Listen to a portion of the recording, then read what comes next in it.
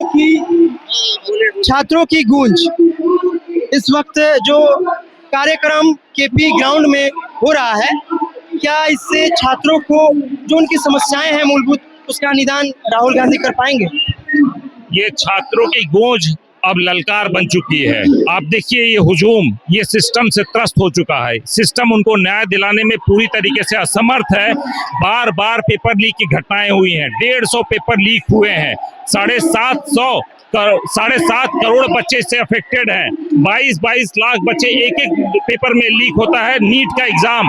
और बताइए, ये सरकार छात्रों के ऊपर पैलेट गन डालती है, AK-47 से हमला कराती है, कील लगी हुई डंडों से वार करवाती है, डंडे और लाठियों से पिटाई कराती है। ये सरकार अब छात्रों की आवाज सुनने के लिए तैयार नहीं है, और उसका उत्तर सिर्फ और सिर्फ राहुल गांधी जी हैं। आज उन्होंने बताया है कि ये सत्ता, पैसा और विजन, जिस तरीके से RSS काम कर रही है, नरेंद्र मोदी साहब सत्ता को गिरफ्त में लेते हैं। पैसे का सारा काम अदानी साहब देख रहे हैं, और विजन इस समय RSS का चल रहा है, और ये सिर्फ और सिर्फ देश को कमजोर कर रहा है। सत्ता आज की जो सरकार है वो छात्रों को जॉब देने में समर्थ नहीं है।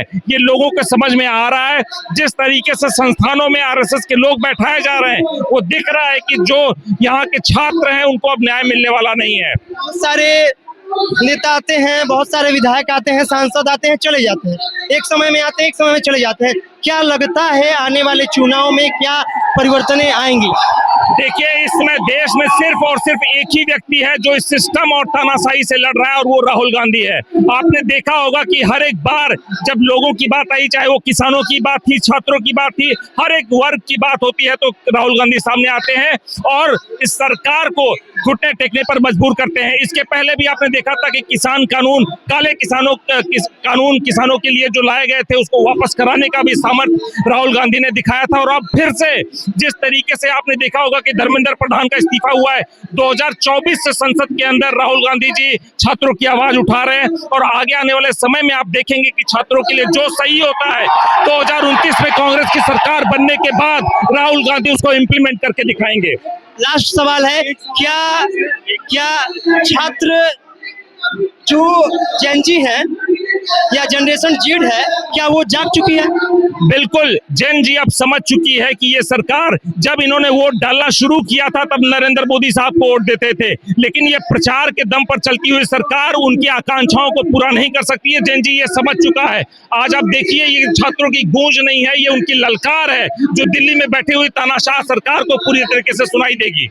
लास्ट सवाल, जनरेशन अल्फा जो कि बहुत सारे वीडियो में उभर के आ रहा है, छोटे छोटे बच्चे जो कि 8वीं कक्षा में, 9वीं कक्षा में, 10वीं में, वो प्रदर्शन पे उतर गए हैं, अपने हक की मांग कर रहे हैं, जो कि सरकारी स्कूलों में बैठने के लिए सही व्यवस्था नहीं है, बोर्ड नहीं है, वगैरह वगैरह उनकी समस्याएं हैं, वो भी अब अपने प्रदर्शन पे उतर आए हैं। इनके बाद इस सारी चीजों को देखते हुए आप देखिए, आपने सही कहा। इस समय उत्तर प्रदेश की बात करूं तो 30,000 स्कूल बंद कर दिए गए हैं। कोई ऐसा वर्ग नहीं है जो इस तानाशाही सरकार से त्रस्त ना गई हो, चाहे वो छोटे बच्चे हो, चाहे महिलाएं हो, चाहे बच्चे हो, चाहे बुजुर्ग हो। हर एक सब तबके को इस सरकार ने पूरी तरीके से परेशान किया है। अब वो न्याय की उम्मीद उनको राहुल गांधी से है। बहुत बहुत धन्यवाद, बहुत बहुत धन्यवाद।